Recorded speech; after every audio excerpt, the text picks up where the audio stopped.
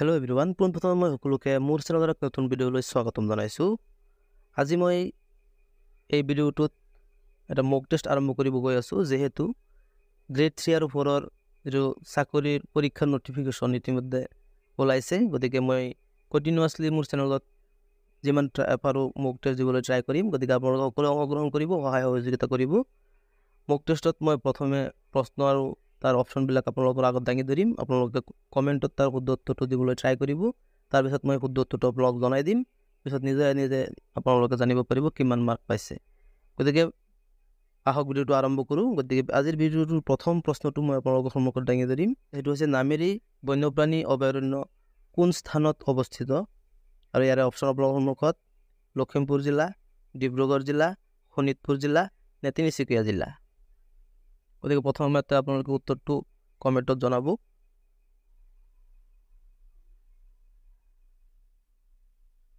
গতিকে ইয়াৰে যিটো শুদ্ধ উত্তৰ সেইটো হৈছে অপশ্যন নম্বৰ চি, শোণিতপুৰ জিলা। ইয়াৰ পিছত 2 নম্বৰ প্ৰশ্ন, অসমৰ এটা বিখ্যাত বাদ্যযন্ত্ৰ গগনা কোনটো সামগ্ৰীৰে তৈয়াৰ কৰা হয়?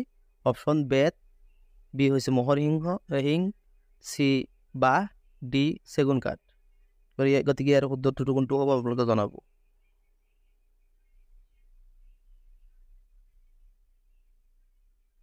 আৰু ইয়াৰে যিটো শুদ্ধ উত্তৰ সেই শুদ্ধ উত্তৰটো হৈছে অপশ্যন নম্বৰ চি বাঁহ। ইয়াৰ পিছৰ প্ৰশ্ন 2 নম্বৰ প্ৰশ্ন, অসম প্ৰদেশ কংগ্ৰেছ কমিটিৰ প্ৰথম সভাপতি কোন আছিলে?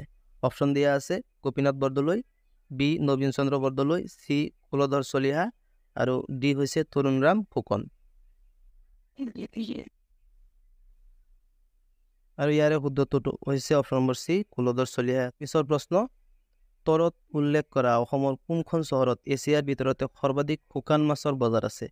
অপশ্যন দিয়া আছে তিনিচুকীয়া, বি ডিব্ৰুগড়, চি জাগিৰোড আৰু ডি হৈছে টাংলা।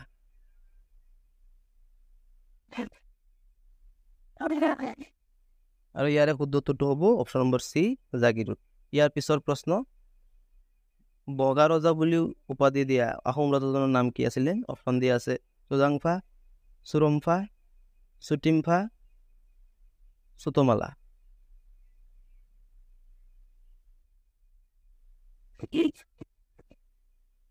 আৰু ইয়াৰ শুদ্ধ উত্তৰটো হ'ব অপশ্যন নম্বৰ বি চুৰমফা। ইয়াৰ পিছৰ প্ৰশ্ন, পানীদিহিং চৰাই অভয়াৰণ্য তলৰ কোনখন জিলাত অৱস্থিত? অপশ্যন দিয়া আছে গোলাঘাট, ধেমাজি, যোৰহাট নে শিৱসাগৰ। আৰু ইয়াৰে শুদ্ধ উত্তৰটো হ'ব অপশ্যন নম্বৰ ডি শিৱসাগৰ অৱস্থিত।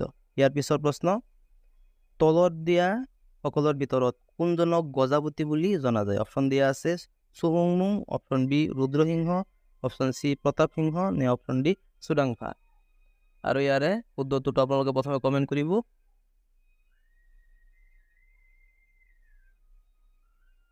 গতিকে ইয়াৰে যিটো শুদ্ধ উত্তৰ সেইটো হ'ব অপশ্যন নম্বৰ চি প্ৰতাপ সিংহ। ইয়াৰ পিছৰ প্ৰশ্ন, বিখ্যাত ৰংঘৰ অসমত নিৰ্মাণ কাৰ ৰাজত্বকালত কৰা হৈছিলে? অপশ্যন দিয়া আছে প্ৰমত্ত সিংহ, ৰাজেশ্বৰ সিংহ, শিৱসিংহ নে ৰুদ্ৰসিংহ।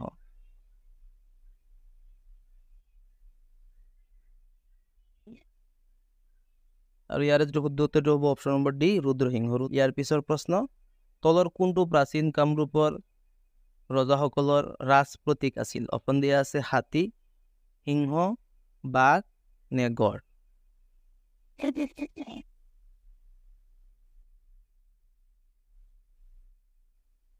আৰু ইয়াৰে যিটো শুদ্ধ উত্তৰ এইটো হৈছে অপশ্যন নম্বৰ এ হাতী।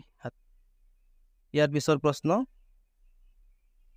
অসমৰ মূল জনজাতি কোনটো? অপশ্যন দিয়া আছে বড়ো, মিৰি, মিকিত নে ৰাভা।